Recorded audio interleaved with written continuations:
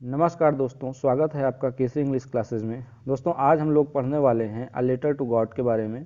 तो अ letter to God को लिखा किसने है? जीएल फ्यूएंस ने लिखा है। इसमें क्या बताया गया है, तो पूरी कहानी को विस्तार से जानने के पहले हम थोड़ा सा इसको शॉर्ट में जान लेते हैं कि इस कहानी में बताया क्या गया है। तो देखिए, इस कहानी में बताया गया है कि लेंचो नाम का एक किसान रहता है और वो भगवान के नाम एक पत्र लिखता है, गॉड को एक पत्र लिखता है। और ये पत्र कब लिखता है? जब उसकी फसल बर्बाद हो जाती है। तो उसमें ये लिखता क्या है? तो उसमें ये भगवान से 100 पेसोस मांगता है। पेसोस क्या है? पेसोस मनी की एक यूनिट है, पैसे की एक इकाई है। और जब ये भगवान से उस पत्र में पैसे मांगता है, जब इसकी फसल बर्बाद हो जाती है और ये भगवान से पैसे मांगता है, तो क्या उसका जो लेटर होता है, जो कि वो भगवान के नाम लिखता है, क्या उसका लेटर भगवान के पास पहुंचता है? या जो उसमें उसने पैसे मांगे हुए होते हैं भगवान से, तो क्या भगवान उसको पैसे वापस देते हैं? तो ये सारी चीज़ें जो हैं, इसमें हम लोग चैप्टर में पढ़ेंगे तो हमें पता चलेंगी। तो अभी आप गेस कर सकते हैं कि क्या होता है लेंचो के साथ। तो इसकी कहानी हम लोग विस्तार से जानेंगे। इसका टेक्स्ट जहाँ से शुरू होता है उसे पढ़ते हैं और देखते हैं कि अ लेटर टू गॉड जो ये चैप्टर है, इसमें किस तरह की कहानी दी गई है। तो देखिए, जब इस कहानी की शुरुआत होती है, तो इस कहानी की शुरुआत जो लेंचो नाम का किसान होता है, वहाँ से उसका जो घर होता है वो जहाँ पे होता है, तो सबसे पहले उसके घर के बारे में बताया जाता है कि जो लेंचो नाम का किसान रहता है, उसका घर रहता कहाँ पे है, उसका घर की जो सिचुएशन वो है, लोकेशन है, वो कहाँ पे है। तो देखिए, कहानी की शुरुआत होती है द हाउस से। तो इसको अब हम लाइन बाय लाइन देखेंगे, तो ध्यान से देखिएगा। तो शुरू करते हैं इसको। The house the only one in the entire valley. तो ये लेंचो के घर की बात हो रही है। The house the only one in the entire valley. जो लेंचो का घर था, वो पूरे वैली में, मतलब पूरे जो पहाड़ी एरिया था, वहाँ पे ऊंचाई वाला एरिया था, उस पूरे एरिया में जो लेंचो का घर था, वो अकेला था। वहाँ पे और आसपास कोई घर नहीं थे। Set on the crest of a low hill. अब घर के बारे में और आगे बातें बताई जा रही हैं कि जो उसका घर था, जो कि अकेला था पूरे वैली में, वो कहाँ पे था? तो set on the crest of a low hill. जो तमाम पहाड़ियाँ थी, उस पहाड़ी में एक क्रेस्ट पे, यानी क्रेस्ट मतलब क्या होता है? चोटी। तो जहाँ जो वहाँ पे ढेर सारी पहाड़ियाँ थी, उन्हीं पहाड़ियों में से किसी एक पहाड़ी की वो चोटी पे स्थित था उसका घर। अब आगे इसमें ये बताया जाता है कि जो लेंचो का घर था, जो कि ऊंचाई पे स्थित था, तो उस ऊंचाई से, from this height one could see the river. अब आगे बताया जाता है कि उसका घर इतनी ऊंचाई पे होता है कि कहते हैं कि फ्रॉम दिस हाइट, यानी यहाँ से, जहाँ उसका घर था, इस ऊंचाई से one could see the river, कोई व्यक्ति क्या क्या देख सकता था? तो one could see the river, कोई व्यक्ति नदियों को देख सकता था। और किसको देख सकता था? And the field of ripe corn. और जो उसके लेंचो के जो खेत थे, जो कि राइप कॉर्न यानी पके हुए, जिसमें अनाज थे। कॉर्न का मतलब मक्का से हो गया। तो जो पके हुए उसके खेतों में अनाज थे, उस पके हुए अनाज के खेतों को एक व्यक्ति देख सकता था, जिस ऊंचाई पे उसका घर था वहाँ से। जो कि जो पके हुए अनाज थे वो डॉटेड विद द फ्लावर्स, वो फूलों से लदे हुए थे। तो अनाज में फूल लदे हुए थे पूरी तरह से। That always promised a good harvest. और ये जो लदे हुए फूल थे, इनसे हमको पता चलता है कि फसल अच्छी होगी। तो इसको एक बार फिर से देख लेते हैं। The house the only one in the entire valley. जो घर था लेंचो का, वो पूरे वैली में अकेला था। Set on the crest of a low hill. और वो एक पहाड़ी के ऊंचाई पे स्थित था, जो उसका घर था। फ्रॉम दिस हाइट, और जिस ऊंचाई पे वो घर स्थित था, उस ऊंचाई से, फ्रॉम दिस हाइट मतलब उस ऊंचाई से, one could see the river, एक व्यक्ति देख सकता था नदियों को।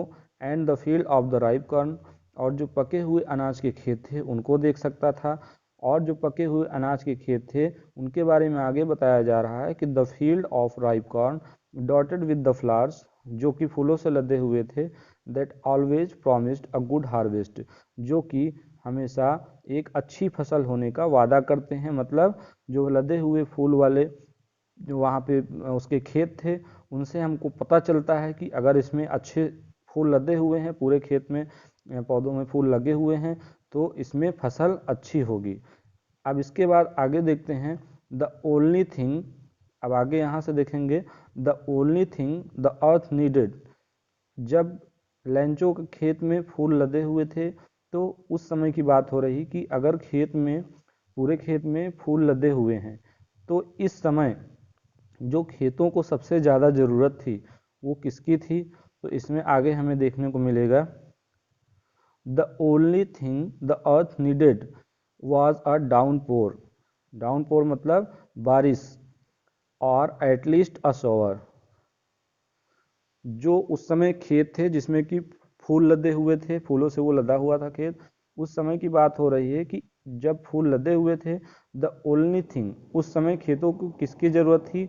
तो केवल the only thing the earth needed that was a downpour. उस समय खेतों को बारिश की जरूरत थी, या अगर बारिश ना हो तो कम से कम क्या हो जाए? एट लीस्ट अ शावर, कम से कम थोड़ी सी बौछार ही आ जाए, मतलब बूंदाबांदी भी हो जाए तो ठीक है। मतलब बारिश की सख्त ज़रूरत थी उस समय खेतों को। अब उस समय खेतों को बारिश की सख्त ज़रूरत थी, बारिश हो नहीं रही थी और खेतों में फूल लदे हुए थे। तो लेंचो क्या था ना, बहुत परेशान रहता था। उसको लगता था कि अगर बारिश ना हुई तो उसकी फसल बर्बाद हो जाएगी। इसलिए क्या था कि लेंचो थोड़ा सा इस बात को लेकर परेशान रहता था। तो आगे इसमें कहा गया है कि through out the morning Lencho who knew his fields intimately. अब लेंचो के बारे में थोड़ा सा बताया जा रहा है कि जो उसकी फसल थी उसको लेकर लेंचो के मन में क्या चल रहा था। तो थ्रू आउट द मॉर्निंग, पूरी सुबह, थ्रू आउट द मॉर्निंग मतलब पूरी सुबह। अब उस दिन, किसी एक दिन की बात हो रही है, जिस दिन बारिश होगी उस दिन की बात हो रही है। थ्रू आउट द मॉर्निंग, पूरी सुबह, लेंचो, जो लेंचो था, who knew his fields intimately, जो कि अपने खेतों को अच्छी तरह से जानता था। इंटीमेटली मतलब बहुत अच्छे से जानता था। हैड डन नथिंग, तो लेंचो ने क्या किया उस दिन पूरी सुबह, जो कि अपने खेतों को अच्छे से जानता था, हैड डन नथिंग, उसने कुछ नहीं किया। हैड डन नथिंग मतलब उसने कुछ नहीं किया। अगर कुछ नहीं किया तो फिर क्या किया? Had done nothing, had done nothing else but see the sky towards the north east. Had done nothing else but see the sky towards the north east. जो नॉर्थ ईस्ट था, जो उत्तर पूर्व दिशा थी, उधर वो आसमान की तरफ देखता था। तो उस दिन क्या हुआ, पूरी सुबह लेंचो ने कुछ नहीं किया, बल्कि क्या किया, जो उत्तर पूर्व दिशा थी उधर वो आसमान को देखता रहा। अब इसके बाद यहाँ से आगे हम देखते हैं कि क्या बताया गया है। तो now we are really going to get some water woman. तो जो लेंचो था वो कहता है अपनी वाइफ से, क्योंकि लेंचो की एक वाइफ भी थी और लेंचो के बच्चे भी थे जो कि वहाँ पे एक साथ रहते थे सब लोग।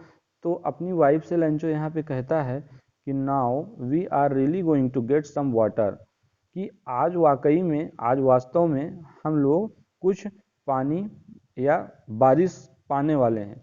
तो लेंचो यहाँ पे एक अपना अनुमान व्यक्त करता है कि आज बारिश हो सकती है। अपनी वाइफ से लेंचो कहता है now we are really going to get some water, आज बारिश हो सकती है। उसके बाद क्या होता है, जब लेंचो इस तरह से अपनी वाइफ से कहता है तो उसके बाद क्या होता है, तो जो उसकी वाइफ थी, पहले उसके बारे में आगे बताया जा रहा है कि जब लेंचो अपनी वाइफ से ये बात कहता है तो उस समय उसकी वाइफ क्या कर रही थी, कि ये कह रहा है the women who was preparing supper. जो उसकी वाइफ थी, द वुमेन, उस समय वो क्या कर रही थी, हु वाज प्रिपेयरिंग सपर, वो रात का खाना बना रही थी उस समय। उसने, जो कि वो उस समय रात का खाना बना रही थी, तो उसकी वाइफ से जब लेंचो ये बात कहता है तो उसकी वाइफ क्या करती है, जवाब देती है लेंचो की इस बात का। तो जब लेंचो अपनी वाइफ से कहता है कि आज बारिश हो सकती है, तो उसकी वाइफ रिप्लाइड मतलब जवाब देती है, यस गॉड विलिंग, भगवान की शायद यही इच्छा है। उसकी वाइफ क्या जवाब देती है कि भगवान की शायद यही इच्छा है, हो सकता है कि आज बारिश हो। उसकी वाइफ भी इस बात पे सहमति अपनी बताती है। अब आगे देखते हैं, the older boys were walking in the field. अब जब ये अपनी बातें कर रहे हैं लेंचो और उसकी वाइफ, तो उस समय उसके बच्चे क्या कर रहे थे, तो आगे ये बताया जा रहा है the older boys were walking in the field. जो बड़े वाले उसके लड़के थे लेंचो के, वो खेतों में काम कर रहे थे। while the smaller ones were playing near the house, जबकि जो छोटे बच्चे थे वो घर के पास खेल रहे थे। until the woman called to them all, और तब तक खेलते रहे जब तक कि वो जो लेंचो की वाइफ थी उसने उन सबको बुला नहीं लिया। और क्यों नहीं बुला लिया, क्यों बुलाया उन सबको, तो कम फॉर डिनर, खाने के लिए। तो वो बच्चे तब तक बाहर खेलते रहे जब तक कि उन बच्चों की माँ ने उनको ये नहीं कह दिया कि बच्चों चलो आओ खाना खाने के लिए आ जाओ, रात का जो खाना था। अब इसके बाद आगे बताया जा रहा है कि it was during the meal that, अच्छा ये लोग जब खाना खाने के लिए इनकी माता जी ने बुलाया तो ये लोग सब खाने चले गए। और ये कह रहे हैं कि it was during the meal, ये जो खाना खाने का टाइम था, ये खाने का समय ही था कि जस्ट एज, मतलब जब ये लोग खाना खाने बैठे तो उस समय अब आगे क्या होने वाला है ये बता रहे हैं। Just as Lencho had predicted, जैसे कि लेंचो ने प्रिडिक्ट किया था। प्रिडिक्ट करना मतलब भविष्यवाणी करना, पहले से किसी चीज़ के बारे में अनुमान लगा लेना। तो लेंचो ने पहले से क्या अनुमान लगाया था, लेंचो ने लगाया था अनुमान कि आज बारिश हो सकती है। तो just as Lencho had predicted, जैसे कि लेंचो ने अनुमान लगाया था, big drops of rain began to fall, जो बड़ी बड़ी बूंदें हैं बारिश की, बिग ड्रॉप्स ऑफ रेन, जो बारिश की बड़ी बड़ी बूंदें हैं, वो बिगैन टू फॉल मतलब गिरना शुरू हो गई, मतलब बारिश होना शुरू हो गई, जिसकी कि लेंचो की बहुत ही ज़रूरत थी।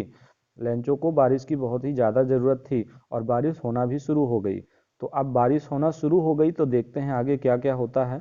जो in the north east huge mountains of clouds could be seen approaching, तो जब यहाँ पे big drops of rain began to fall, जब बड़ी बड़ी बूंदें गिरने लगी तो लेंचो आके देखता है कि इन द नॉर्थ ईस्ट, जो उत्तर पूर्व दिशा थी, वहाँ पे क्या था, ह्यूज माउंटेन्स ऑफ क्लाउड्स, जो बड़े बड़े बादल थे। Huge mountains of clouds, clouds मतलब बादल, और ह्यूज माउंटेन्स का मतलब बादल जो है वो पहाड़ों जैसे दिख रहे थे ऊपर, मतलब ढेर सारे बादल थे। तो इन the north east huge mountains of clouds could be seen approaching, जो नॉर्थ ईस्ट था, उत्तर पूर्व दिशा थी, उधर बड़े बड़े बादल आते हुए देखे जा सकते थे।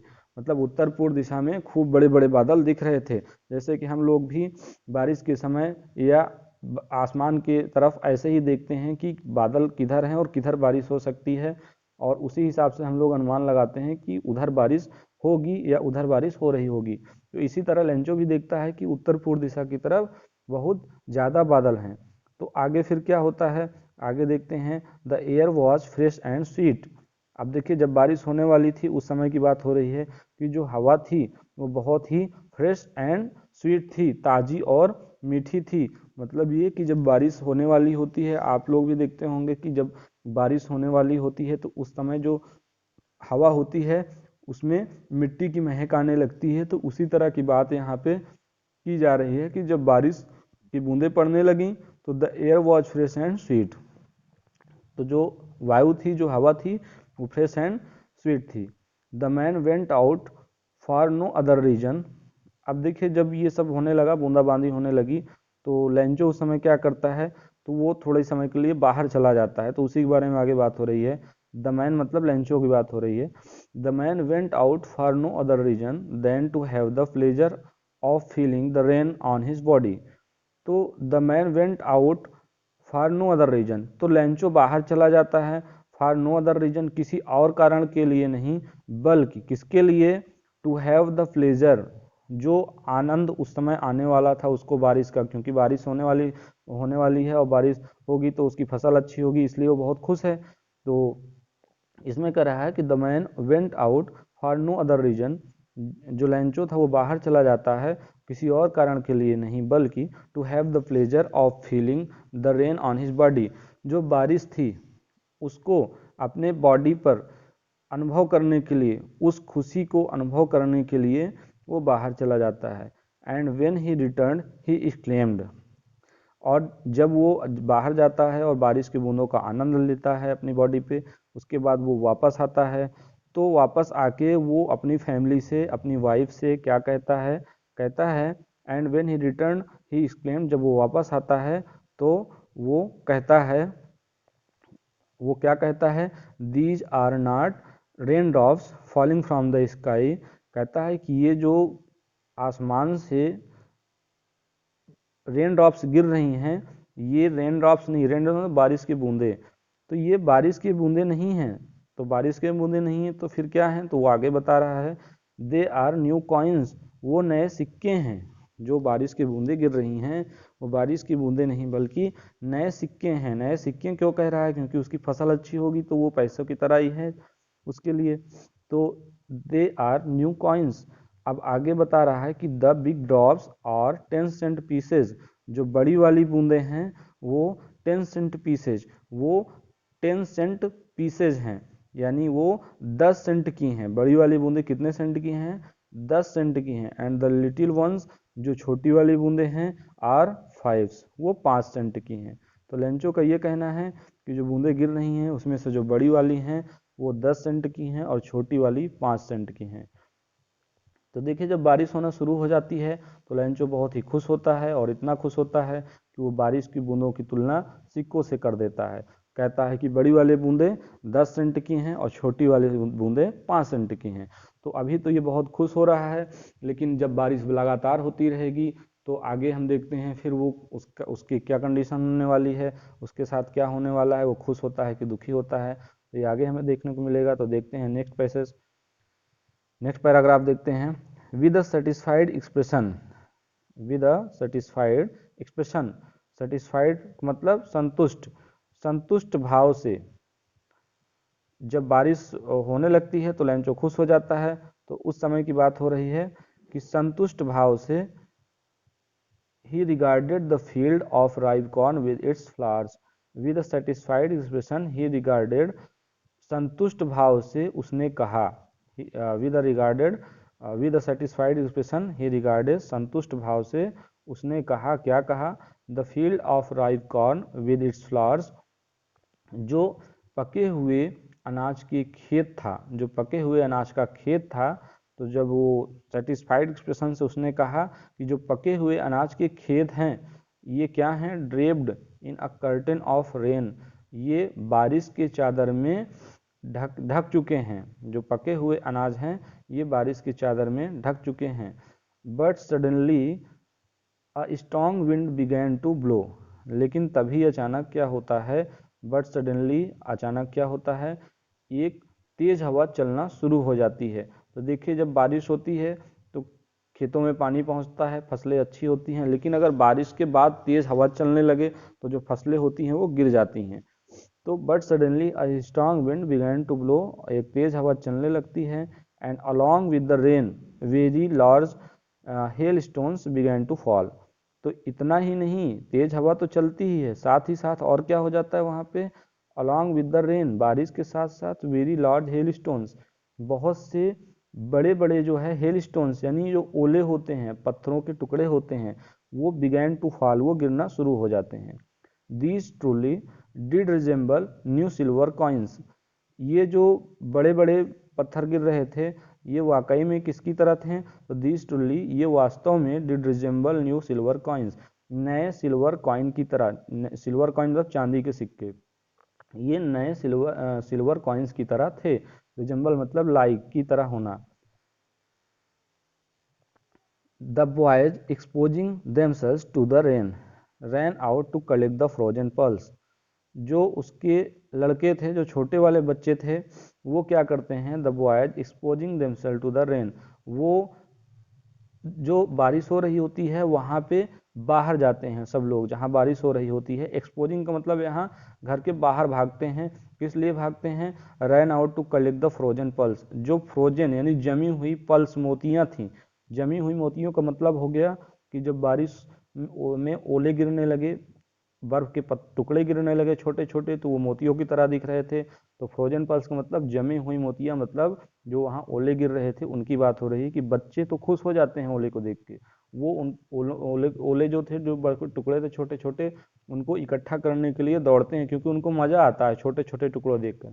क्योंकि हम लोग भी जब छोटे थे, आप लोग भी जब छोटे थे, तो जब बारिश होती है तो छोटे छोटे टुकड़े जब गिरते थे तो हम लोग क्या करते थे, उसको उठा के उसका आनंद लेते थे, उसको हर तरह से देखते थे किस तरह दिख रहा है।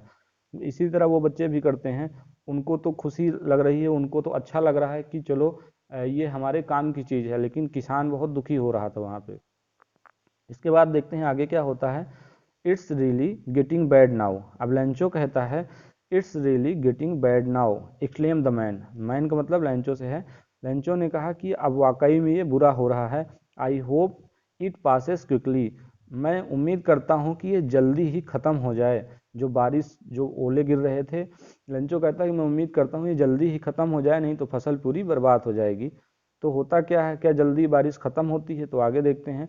It did not pass quickly, ये जल्दी ख़त्म नहीं हुई। फॉर एन और the hell rained on the house, लगभग 1 घंटे तक, फॉर एन आर लगभग 1 घंटे तक जो हेल थे, जो बर्फ के टुकड़े थे, रेन ऑन द हाउस, वो बराबर बारिश उनकी होती रही, वो बर्फ के टुकड़े गिरते रहे। द गार्डन, अब ये बता रहे हैं कि जो बर्फ के टुकड़े थे वो कहाँ कहाँ पे पड़े थे, तो वो घर पे पड़े थे, द गार्डन बगीचों में पड़े थे, द हिल साइड पहाड़ी एरिया था वहाँ पे, द कॉर्नफील्ड जो अनाज के खेत थे वहाँ पे, ऑन द होल वैली और पूरे वैली में, मतलब चारों तरफ बर्फ के टुकड़े पड़े हुए थे। द फील्ड वॉज वाइट, अब जब चारों तरफ बर्फ के टुकड़े पड़े हुए थे तो जो खेत था वो क्या हो गया, वो हो गया वाइट कलर का पूरा। तो the field was white as if covered with salt, और खेत सफ़ेद हो गया, वाइट हो गया, जैसे कि यह नमक से कवर हो गया हो, जैसे कि पूरे खेत में किसी ने नमक बिछा दिया हो। अब देखते हैं आगे, जब इतना हो जाता है, तेज़ हवा भी चलती है, ओले भी पड़ जाते हैं, तो उसकी फसल के साथ क्या होता है, क्या उसकी फसल बचती है? तो आगे देखते हैं। Not all leaf remain on the trees, यहाँ बता रहा है कि जो पेड़ थे उसमें एक भी पत्तियां नहीं बची थी। The corn was totally destroyed, जो फसलें थी वो पूरी तरह से बर्बाद हो चुकी थी। The flowers were gone from the plants, जो फूल थे वो पौधों से पूरी तरह से जा चुके थे, मतलब फूल भी झड़ गए, फूल भी बर्बाद हो गए। Lencho soul was filled with sadness, Lencho बहुत ही ज़्यादा दुखी हो गया था। When the storm had passed, जब तूफान शांत हो गया, he stood in the middle of the field, वो खेतों के बीच में खड़ा हुआ। जो लेंचो था, जब तूफान शांत हो गया वो खेतों के बीच में गया। And said to his sons, और अपने बच्चों से कहा। तो अपने बच्चों से क्या कहा, तो इसको ध्यान से देखेंगे कि अ प्लेग ऑफ लोकस्ट, लोकस्ट मतलब टिड्डी दल जो होता है, वो कह रहा है कि अ प्लेग ऑफ लोकस्ट, जो टिड्डी दल का समूह है उसकी बात हो रही है, कि अगर ढेर सारे टिड्डी दल आ जाते, ढेर सारे टिड्डियों का समूह आ जाता, तो वो टिड्डी दल जो होता वो भी इनसे ज़्यादा हमारे लिए छोड़ के जाता। मतलब ये कहने का कि बर्फ़ के टुकड़ों ने, हेल स्टॉर्म ने फसल को पूरी तरह से बर्बाद कर दिया। अगर इनकी जगह टिड्डियों का समूह आया होता तो वो फसल को पूरी तरह से बर्बाद न करता, बल्कि कुछ न कुछ तो हमारे लिए छोड़ ही देता। तो अ प्लेग ऑफ लोकस्ट वुड, इसके बाद देखते हैं क्या लिखा है। The plague of locust would have left more than this, मतलब जो टिड्डियों का समूह होता वो हमारे लिए इससे ज़्यादा छोड़ के जाता। The hell has left nothing, लेकिन जो बर्फ़ के टुकड़े थे इन्होंने हमारे लिए कुछ नहीं छोड़ा। This year we will have no corn, और इस वर्ष हमारे पास कोई अनाज नहीं होगा। जब कोई अनाज नहीं होगा तो इनकी स्थिति हो जाएगी गंभीर। तो देखते हैं फिर क्या होता है आगे। That night was a sorrowful one, जो जिस रात ये बारिश हुई थी, अब वो रात लेंचो के लिए बहुत ही दुख भरी रात थी। That night was a sorrowful one, all our work for nothing, अब लेंचो या उसकी वाइफ कोई यहाँ ये बात कह रहा है, all our work for nothing, तो ये लोग कह रहे हैं कि हमारी सारी मेहनत, all our work for nothing, हमारी सारी मेहनत बेकार गई। There is no one who can help us, ये अब हमारे पास ऐसा कोई नहीं है जो हमारी मदद कर सके। We will all go hungry this year, हम सब इस वर्ष भूखे रह जाएंगे। इसके बाद फिर देखते हैं क्या होता है। But in the hearts of all who lived in that solitary house, अब आगे बताया जा रहा है कि जब ये सब बातें कर रहे होते हैं तो उनके मन में कहीं ना कहीं कुछ बात होती है। वो क्या बात है देखते हैं। But in the hearts of all, उसके घर के जो भी मेंबर थे उन सब के हार्ट में, ये कह रहे हैं कि जो भी उसके घर में थे उन सब के मन में, who lived in that solitary house, जो कि उस अकेले घर में रहते थे, इन the middle of the valley, उस पहाड़ी के बीच में, उस पहाड़ी के बीच में उसके घर अकेले जो घर था उसमें जो भी मेंबर रहते थे उन सब के मन में क्या था, तो there was a single hope, एक सिंगल उम्मीद थी, एकमात्र उम्मीद थी, और वो उम्मीद क्या थी, हेल्प फ्रॉम गॉड, भगवान से मदद।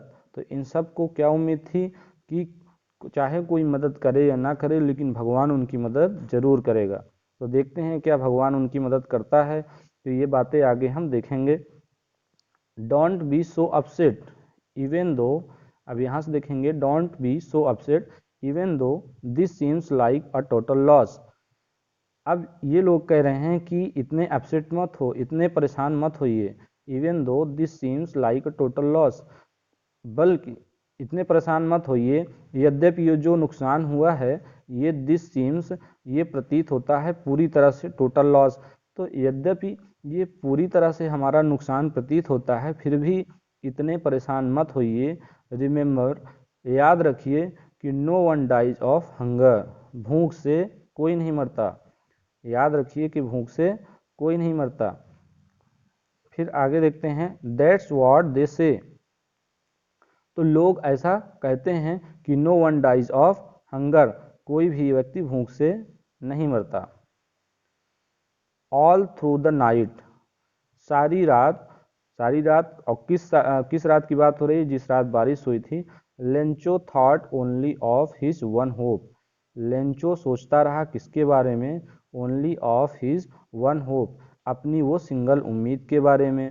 और किस उम्मीद के बारे में, द हेल्प ऑफ गॉड, भगवान से मदद के बारे में। हुज आइज, अब यहाँ पे भगवान की बात आगे हो रही है थोड़ा सा, कि लेंचो जो है पूरी रात सोचता रहा, जो भगवान से उसको हेल्प मिलनी थी, वो जिस भगवान से जो उम्मीद किया था कि भगवान उसकी मदद करेंगे। तो आगे थोड़ा सा लेंचो का क्या सोचना है भगवान के बारे में वो बताया गया है, कि गॉड के बारे में बात हो रही है। हुज आइज, जिसकी आंखें, मतलब भगवान की आंखों की बात हो रही है। Whose eyes as he had been instructed, he का मतलब यहाँ लेंचो से है, लेंचो को ऐसा इंस्ट्रक्ट किया गया था, लेंचो को ऐसा पता था कि भगवान की आंखें सी एवरीथिंग, सभी चीज़ें देखती हैं। Even what is deep in one's conscience, चाहे वो आपके मन में ही क्यों ना हो। कहने का मतलब लेंचों का ऐसा मानना है कि भगवान जो होता है वो हमारे मन की भी बात जान लेता है, जो हमारे मन में चल रहा होता है। नेक्स्ट आगे देखते हैं, लेंचो वाज, अब यहाँ थोड़ा सा लेंचो के बारे में बताया गया है कि लेंचो किस तरह का आदमी था। क्या लेंचो मेहनती आदमी था या फिर किसी और तरीके का आदमी था। तो Lencho was an ox of a man, अब ये कह रहे हैं कि लेंचो जो था ना, ऑक्स मतलब बैल होता है, तो ये कह रहे हैं कि लेंचो बहुत ही ज़्यादा मेहनती था। वो जिस तरह से बैल काम करते हैं उसी तरह से लेंचो भी बहुत ज़्यादा मेहनत से काम करता था। Working like an animal in the fields, किस तरह काम करता था, जैसे कि खेत में कोई जानवर काम करता है। But still he knew how to write, लेकिन फिर भी लेंचो को पता था कि कैसे लिखा जाता है। द फॉलोइंग संडे, अब इसके बाद अगला दिन जो था, अगले आने वाले जो संडे था उसकी बात हो रही है। The following Sunday at daybreak, अगले संडे जब दिन हो जाता है, डे ब्रेक मतलब जब दिन निकल आता है, दिन हो जाता है। He began to write a letter, वो एक लेटर लिखना शुरू करता है। वो कौन, लेंचो की बात हो रही है। लेंचो एक लेटर लिखना शुरू करता है। किस तरह का letter, which he himself would carry, और वो जो लेटर लिखना शुरू करता है उसको वो क्या करेगा, ही हिमसेल्फ, वो स्वयं, वुड कैरी टू टाउन, वो टाउन ले जाएगा, जो शहर था, आगे मार्केट था, वहाँ पे वो खुद ले जाएगा उस लेटर को। And place in the mail, और वो उस लेटर को वहाँ पे खुद मेल करेगा, खुद भेजेगा, पोस्ट कर देगा लेटर को ले जाके। It was nothing less than a letter to God, और जो वो लेटर था वो कुछ नहीं था बल्कि क्या था, अ लेटर टू गॉड, भगवान के नाम पर एक पत्र। अब देखिए उसमें क्या था, लेंचो ने उसमें क्या लिखा था तो देख लेते हैं। God, he road, if you don't help me my family and I will go hungry this year. अब लेंचो कहता है उसने क्या लिखा था, तो बताया जा रहा है कि गॉड, यहाँ पे कहता है भगवान, if you don't help me, अगर आप मेरी मदद नहीं करोगे, तो माई फैमिली एंड आई, तो मेरी फैमिली और मैं, will go hungry this year, इस वर्ष भूखे रह जाएंगे। आई नीड 100 पेसोस, मुझे 100 पेसोस की ज़रूरत है।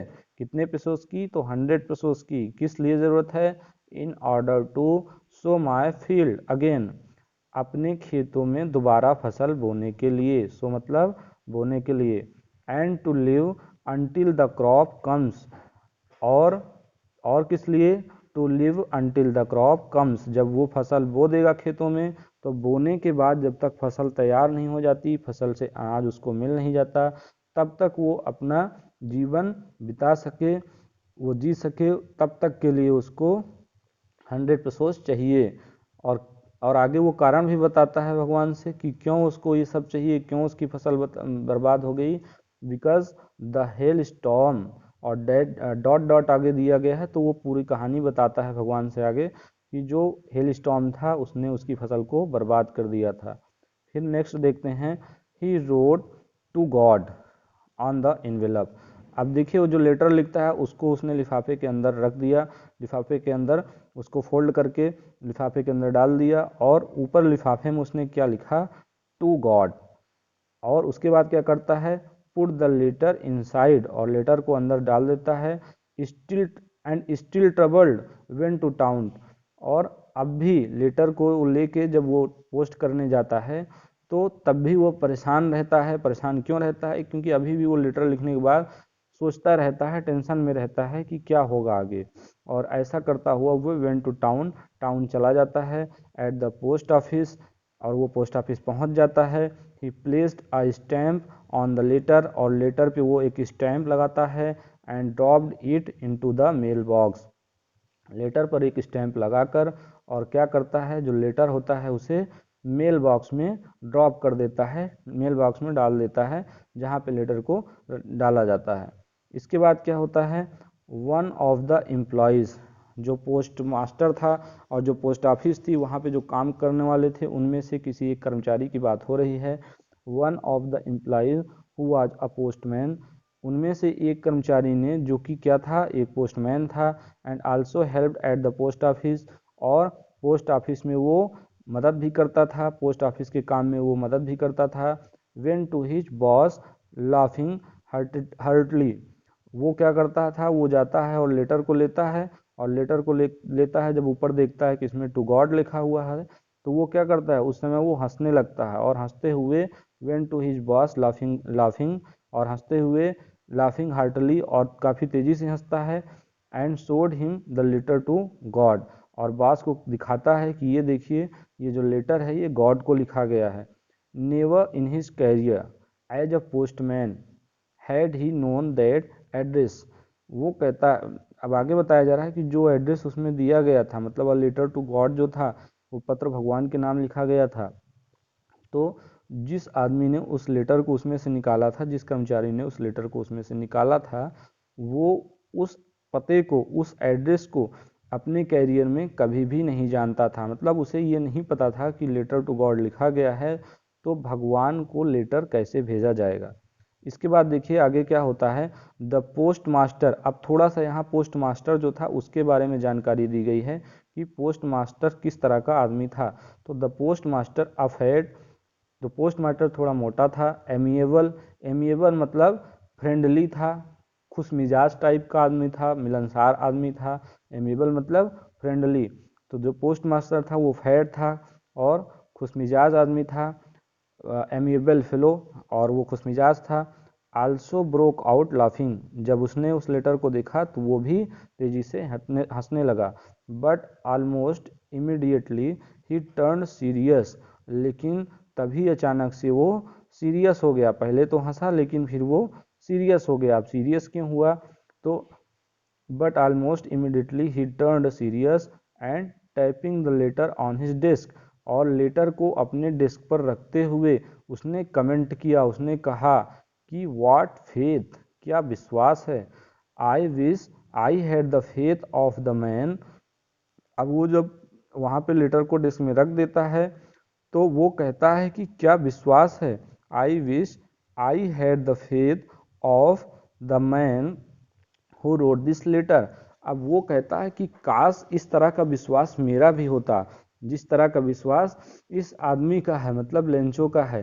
तो वो उसका कहने का मतलब है लेंचो का भगवान पे इतना ज़्यादा विश्वास है कि जो कर्मचारी था वो भी कहता है कि काश मेरा भी इस तरह का विश्वास होता। Starting of a correspondence with God, ताकि वो क्या कर सके, तो यहाँ कह रहा है starting of a correspondence with God. तो वो कह रहा है कि किस तरह का विश्वास है उस आदमी का, उस लेंचो का, कि वो भगवान से जो है पत्र लिख रहा है, भगवान को पत्र लिख रहा है। तो काश उसका भी इस तरह का विश्वास होता भगवान के प्रति।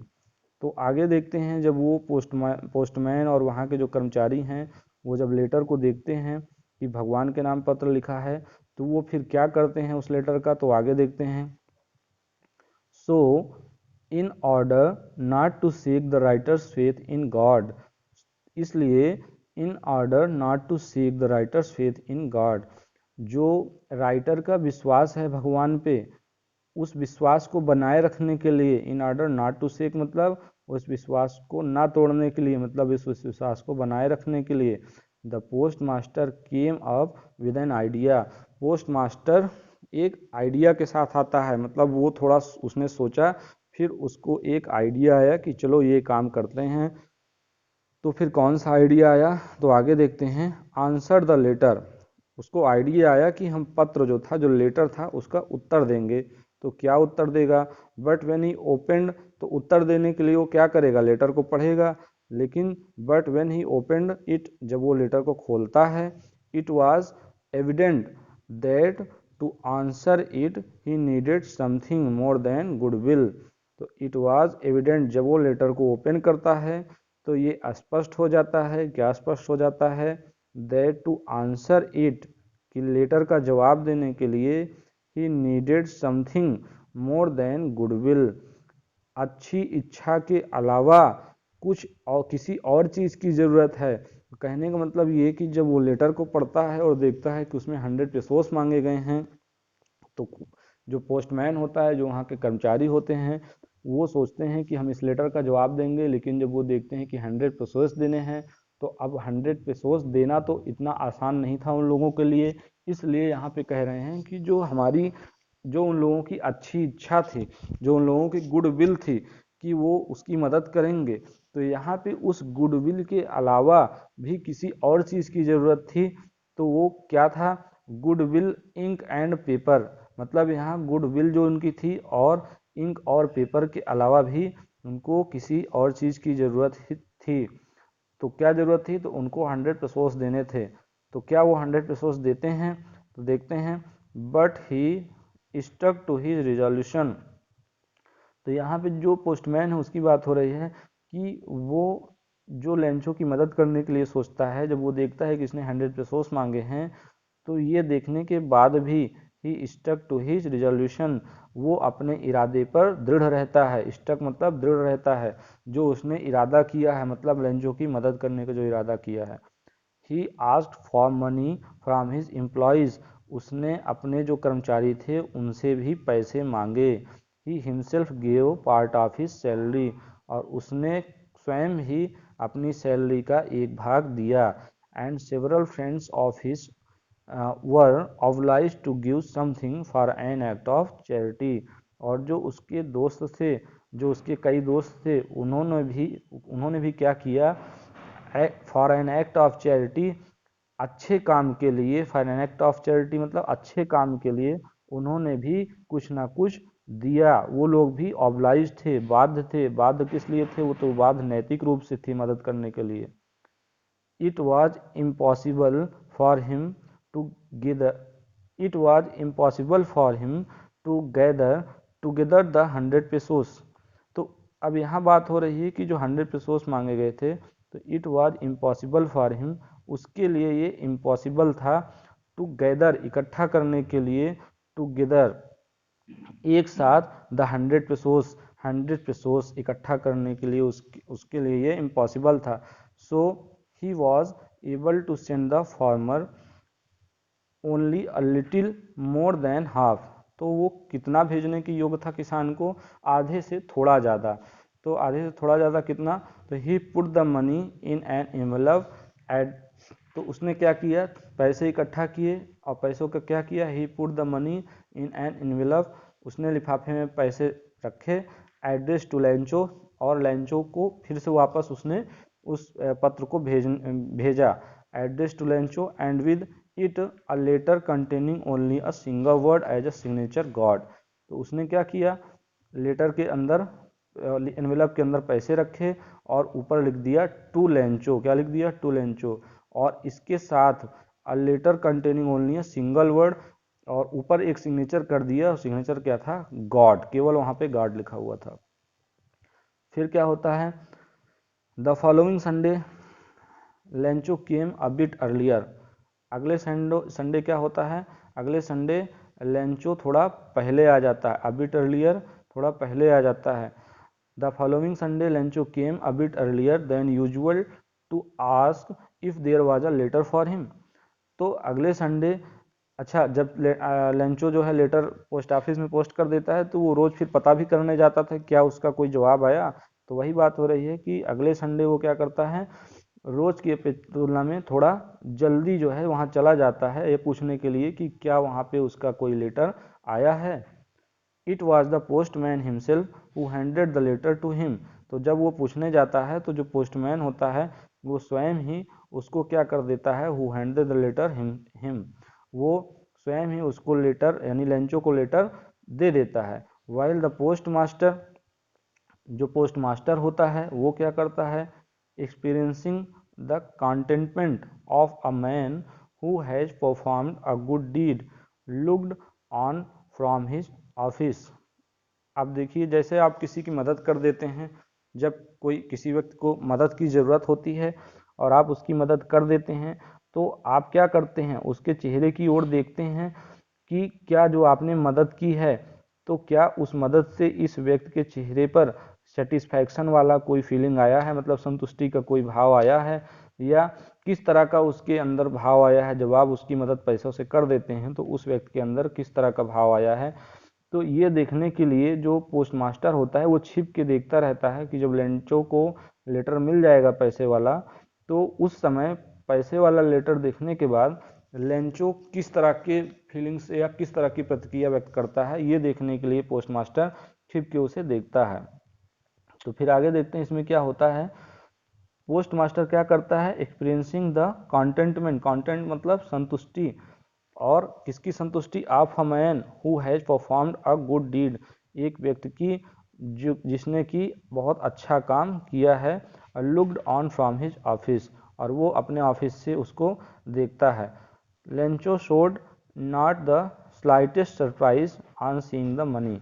अब वो पोस्ट मास्टर ऑफिस से लेंचो को देख रहा है, तो लेंचो क्या करता है, देखिए जब लेंचो को लेटर मिलता है पैसे वाला, तब भी Lencho showed not the slightest surprise, जब पैसे वाला लिफाफा वापस लेंचो को मिलता है तो लेंचो इस बात से थोड़ा भी सरप्राइज नहीं होता। अब यहाँ सरप्राइज होने की बात क्यों की गई है, क्योंकि उसने भगवान को पत्र लिखा था और भगवान के पत्र का उसको जवाब आ गया। इस बात से लेंचो थोड़ा भी सरप्राइज्ड नहीं है। क्यों सरप्राइज्ड नहीं है, क्योंकि उसका भगवान पे विश्वास है, उसे पता है कि भगवान उसकी मदद जरूर करेंगे। तो Lencho showed not the slightest surprise on seeing the money, पैसे देखने के बाद भी लेंचो ने थोड़ा भी सरप्राइज उस आश्चर्य नहीं व्यक्त किया। सच वाज हिज कॉन्फिडेंस, उसका इतना ज़्यादा कॉन्फिडेंस था। बट ही बिकेम एंग्री, तो उसने सरप्राइज तो व्यक्त नहीं किया, सरप्राइज व्यक्त करने की जगह वो गुस्सा हो गया। गुस्सा क्यों हो गया, when he counted the money, जब उसने पैसे गिने, God could not have made, जब उसने पैसे गिने तो उसमें 100 पेसोस की जगह 70 पेसोस ही थे, 30 पेसोस उसमें कम थे, तो इसीलिए वो गुस्सा हो गया जब उसने पैसे गिने। God could not have made a mistake, और लेंचो क्या कहता है कि भगवान तो गलती नहीं कर सकता, nor could he have denied, और ना ही वो मना कर सकता है लेंचो को, और ना ही वो लेंचो को मना कर सकता है वाट ही हैड रिक्वेस्टेड, जो लेंचो ने रिक्वेस्ट किया था। तो लेंचो ये कहने का मतलब, लेंचो ये कह रहा है कि भगवान से जो लेंचो ने रिक्वेस्ट किया था ना तो भगवान उसकी रिक्वेस्ट को अस्वीकार कर सकता है, मना कर सकता है, और ना ही भगवान कोई गलती कर सकता है। तो तुरंत वो लेंचो क्या करता है, इमीडिएटली मतलब तुरंत, Lencho went up to the window, Lencho खिड़की के पास जाता है, to ask for paper and ink, और पेपर और इंक दोबारा लेता है, on the public writing table, और जहाँ पे लिखने के लिए मेज रखी हुई होती है, टेबल रखी होती है। He started to write, Lencho दोबारा लिखना शुरू कर देता है, with much wrinkling of his brow. With much wrinkling of his brow का मतलब हो गया कि जैसे कोई व्यक्ति परेशान होता है तो जो आँख के ऊपर उसकी भाव होती है, जो ब्रो होती है, उसको वो क्या करता है, वो उससे एक्सप्रेशन देता है कि व्यक्ति जो है वो परेशान है। तो उसी तरह वहाँ पे लेंचो भी परेशान था, जैसे कि इस चित्र में यहाँ पे इस इमेज में आपको दिख रहा है कि जो लेंचो की जो ब्रो है, ये चीज़ इसकी बात हो रही है।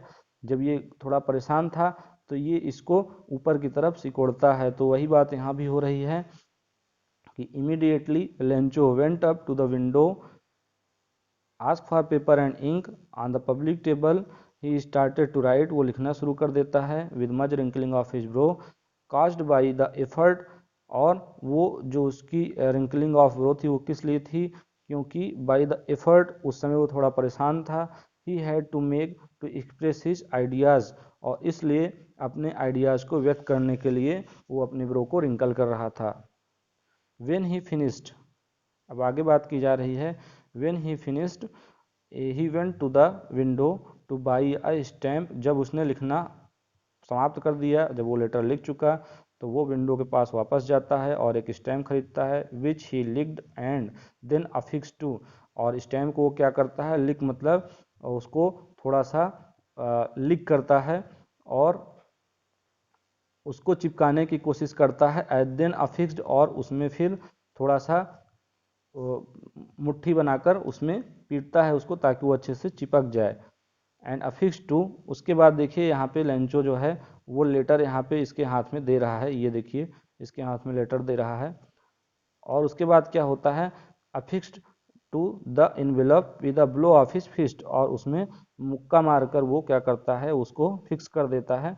The moment the letter fell into the mail box, और जिस समय लेटर जो है वो मेल बॉक्स में वो लेंचो डाल देता है, the postmaster went to open it, postmaster उसे खोलने जाता है।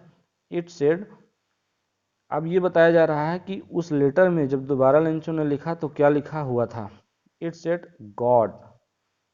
अब आगे इसमें बताया जा रहा है कि God of the money that I ask for, जो पैसे मैंने आपसे मांगे थे, ओनली 70 पेसोस रीच्ड मी, मेरे पास केवल 70 पेसोस पहुँचे, सेंड मी द रेस्ट, मुझे जो बचे हुए पैसे हैं, यानी 70 भेजे तो 30 बचे हैं, तो 30 पेसोस जो और बचे हैं वो मुझे भेज दीजिए। Since I need it very much, क्योंकि मुझे इसकी बहुत ज़्यादा ज़रूरत है, since I need it very much, but don't send it to me, लेकिन भेज तो दीजिए, लेकिन don't send it to me through the mail, mail के जरिए मेरे पास मत भेजिए। क्यों ना भेजिए, because the post office employees are a bunch of crooks, क्योंकि जो पोस्ट ऑफिस के एम्प्लॉयज़ हैं वो बंच ऑफ क्रूक्स हैं, यानी बेईमानों के वो क्या हैं, समूह हैं, वो धोखा करते हैं, लोगों को पैसे निकाल लेते हैं।